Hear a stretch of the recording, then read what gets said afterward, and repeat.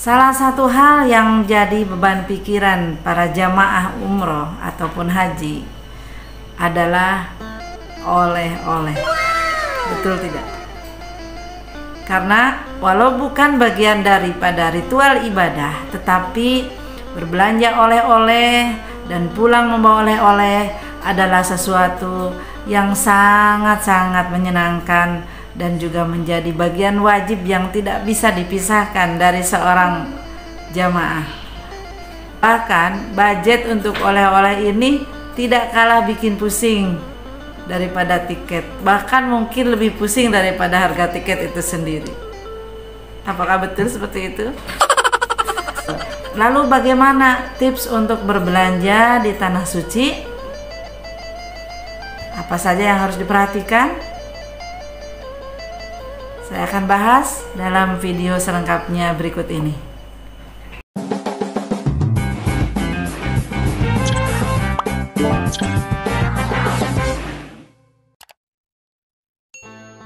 Assalamualaikum warahmatullahi wabarakatuh.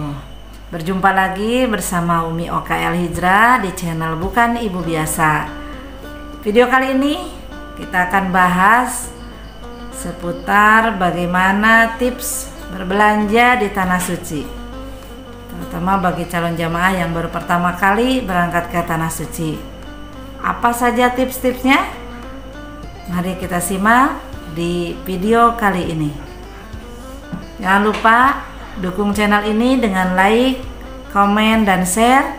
Kemudian bagi yang baru bergabung, silakan di subscribe agar terus mendapatkan update terbaru dari video kami. Terima kasih. Sebelum Anda memutuskan untuk berbelanja, pastikan dulu Anda sudah memperhatikan beberapa hal berikut ini. Saya rangkum menjadi 10 tips berbelanja di tanah suci. Apa saja? Kita simak satu persatu. Yang pertama, buat daftar belanjaan yang akan Anda beli di tanah suci. Siapa saja yang akan Anda berikan oleh-oleh itu? Apa saja barang yang akan diberikan? Dan budgetnya berapa banyak? Ini wajib ya, karena jika tidak, maka kita akan mudah sekali untuk lost control. Artinya nanti akan kebablasan. Oh no! Terlebih bagi emak-emak jalan jamaahnya nih. Biasanya kalau tidak ada rem, maka bisa-bisa kebobolan. Niatnya beli 100.000 malah jadi 200. Niatnya beli 1 malah jadi 3. Biasanya itu penyakit emak-emak. Makanya rem dengan list sedetail mungkin. Usahakan komit dengan list itu ya. Yang kedua adalah cari waktu luang. Maksudnya, carilah momen Anda untuk berbelanja di luar waktu kita beribadah. Jangan sampai karena kita pengen belanja buru-buru menyiapkan oleh-oleh, maka kita kehilangan kesempatan-kesempatan emas beribadah di tanah suci. Jadi usahakan waktu-waktunya tidak mengganggu ritual ibadah kita. Kalau saya kemarin, saya dan jamaah berkomitmen untuk berbelanja di akhir saja. Kalau misalkan kita punya waktu 4 hari di Madinah, maka di hari keempat baru berbelanja. Kenapa? Karena jika sejak awal kita sudah mulai berbelanja, maka khawatirnya konsentrasi, kehusuan, dan fokus kita saat beribadah sudah pecah dengan barang belanjaan. Saat sholat ingat baju tadi, saat sholat kita ingat barang-barang yang di toko gitu. Makanya saya ke jamaah juga ke diri saya sendiri mengusahakan komitmen berbelanja itu nanti aja setelah kita hendak meninggalkan kota tersebut, baik di Mekah maupun di Madinah, supaya fokus kita dalam beribadah tidak terganggu dengan keasikan berbelanja. Itu ya. Yang ketiga, siapkan uang rial. Kenapa? Karena di sana transaksi utamanya adalah dengan uang rial. Bagaimana jika kita menggunakan uang rupiah saja? Apakah masih bisa berlaku? Masih bisa berlaku. Mereka menerima uang rupiah kita. Akan tetapi ada nilai kerugian yang akan kita tanggung tatkala kita bertransaksi dengan uang rupiah. Kenapa? Karena biasanya perhitungannya tidak akan pas seperti uang rial.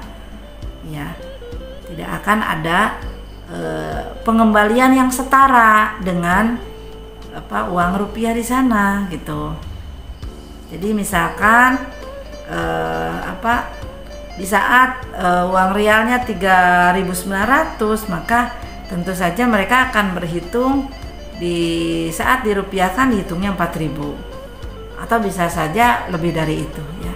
Makanya tatkala belanjanya banyak itu lumayan agak besar juga gitu, perhitungan kita nanti lebihnya dari uang rupiah kita, karena pasti akan dibulatkan ke nominal yang lebih besar di mata mereka gitu. Jadi usahakan kita sediakan uang rial. Yang keempat adalah jangan tampil mencolok. Oh my god. Kenapa? Apa urusannya? Karena tatkala kita tampil mencolok, memperlihatkan bahwa kita itu orang berduit, mereka bisa jadi memberikan harga yang berbeda. Harganya dimahalin dikit karena ini kayaknya orang kaya ya. Mau nggak dibikin harganya mahal? Kalau nggak, biasa-biasa aja lah penampilannya ya. Khawatirnya kita penampilannya wow, tapi kita seleranya ingin yang murah, ingin yang semurah mungkin gitu. Tapi kalau memang Anda sudah siap dengan konsekuensi dianggap kaya, ya terserah Anda. Yang kelima, sesuaikan tempat belanja Anda dengan budget yang Anda miliki. Jadi kalau budgetnya pas-pasan, jangan beli di mall deh. Jangan beli di outlet-outlet yang di hotel-hotel itu ya. Nah, belinya di pasar tradisional, di kaki lima aja gitu. Itu akan menyesuaikan dengan budget Anda yang ingin murah. Tapi kalau budget Anda berlebih, ya silakan beli di outlet, di mall itu, karena tentu saja akan berbeda. Karena mereka juga akan menanggung beban sewa gedung dan sebagainya gitu. Jadi jangan coba-coba, kalau budget Anda minim jangan main-main ke sana ya. Hati-hati, nanti Anda bisa ngelus dada. Keenam, cari tahu lokasi belanja yang recommended, yang bagus, banyak pilihan dan harganya murah. Silakan cari tahu ke mutawif Anda atau kepada pembimbing Anda. Biasanya ada segmen-segmen barang tertentu yang lebih murah di pasar-pasar tertentu. Misalkan kalau beli kurma di pasar kurma, kalau beli buah-buahan nanti misalkan di Toib, banyak pilihan dan murah. Atau barang-barang lainnya silakan tanyakan saja ke mutawif Anda yang lebih tahu. Berikutnya, dalam berkomunikasi berbelanja, kalau bisa usahakan berbahasa Arab. Kalau bisa, kenapa? Karena dengan menggunakan bahasa Arab Anda akan lebih mudah berinteraksi, kemudian Anda lebih mudah untuk menanyakan hal-hal tentang produk yang Anda beli. Tapi jika tidak, kebanyakan dari mereka memang sudah biasa berbahasa Indonesia, walaupun bahasanya bahasa-bahasa yang standar. Jadi jangan khawatir juga jika Anda tidak menguasai bahasa Arab, karena pedagang di sana pinter-pinter berbahasa Indonesia, berbahasa Melayu. Nah, yang kedelapan, ini warning buat para emak-emak nih. Jangan sekali-kali membahas tentang harga atau produk dari toko itu, dibahas di toko itu juga, ya. Misalkan ngomongin ya, oh mahalan di sini ya, murah di sana ya, bagusan di sana ya, bagusan yang tadi ya, gitu. Dan Anda bicara di depan pedagangnya. Nah, itu hati-hati loh, mereka bisa ngerti dengan apa yang Anda bicarakan. Jangan kira mereka tidak paham, nanti Anda bisa disemprot loh. Oh no. Ya, biasanya mama nih yang kayak gitu suka cari tahu harga dulu ya, kemudian nanti pas dapat harga lebih mahal bisik-bisik ke temennya. Nah itu hindari ya Bu. Berikutnya nomor 9 adalah jangan ragu untuk menawar. Nah kalau ini sih sebenarnya nggak usah dikasih tahu juga, orang Indonesia sudah paling ahli ya. Iya deh, paling pinter bahkan Indonesia tuh. Bahkan orang Arab sana suka ngasih label tuh ke orang Indonesia. Indonesia bakhil katanya. Indonesia pelit. Oh no. Kenapa? Karena mayoritas orang Indonesia, terlebih emak-emak ya, kalau nawar tuh sadis gitu. Pokoknya nggak boleh belanja tanpa nawar. Itu prinsip emak-emak Indonesia. Walaupun harganya kita udah berani gitu ya, udah oke, tapi kalau belum dikasih nawar tuh rasanya gimana gitu ya, belum ada kepuasan batin kayaknya ya. Makanya orang Indonesia itu suka dicap sama pedagang Arab tuh, Indonesia bakhil, Indonesia itu pelit gitu. Selalu aja nawar, udah nawarnya per produk, nawar lagi setelah dijumlah di total semuanya. Bener nggak? Ya, satu sisi kita bagus untuk mengefisienkan budget yang dibawa dari rumah. Tapi dalam sisi lain kayaknya jangan bakhil-bakhil juga deh, karena takutnya nanti mendolimi pedagang ya. Yang wajar-wajar saja lah. Kalau berani kita beli, kalau enggak jangan terlalu menekan sama pedagang ya. Khawatirnya nanti kena azab di tanah suci. Berikutnya ini yang terakhir. Setelah rangkaian semua tadi kita perhatikan, lalu kita bisa berbelanja dengan nyaman, kita bisa berbelanja sesuai budget. Nah, perhatikan juga nih, kuota harus sesuai dengan kapasitas bagasi dari penerbangan. Jangan sampai capek-capek belanja, budget udah keluar banyak, udah begitu menggemaskannya oleh-oleh yang kita bawa untuk anak cucu, untuk keluarga, ternyata sudah overload di bagasinya. Gimana tuh, sayang kan? Pilihannya kita nambah lagi biaya untuk bagasi atau kita paketin lewat ekspedisi. Kalau kita budgetnya ada, silakan saja.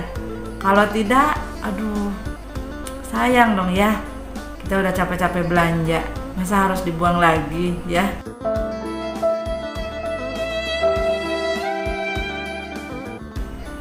Makanya perhatikanlah kuota kapasitas kita, bahasi kita berapa puluh kilo. Tanyakan kepada mutawif atau kepada pembimbing haji kita. Jangan sampai belanjaan kita kebanyakan ya. Jika memang over kapasitas, Anda bisa beli oleh-oleh di tanah air saja. Boleh juga dari gerai kami di El Hijrah Hijab, bisa Anda pesan langsung sebagai oleh-oleh untuk keluarga. Sedikit iklan. Itu tips dari saya seputar bagaimana berbelanja di tanah suci. Semoga bermanfaat. Terima kasih sudah menyimak video ini. Assalamualaikum warahmatullahi wabarakatuh. Jangan lupa like, comment, dan subscribe. Makasih. Allah. Terima kasih.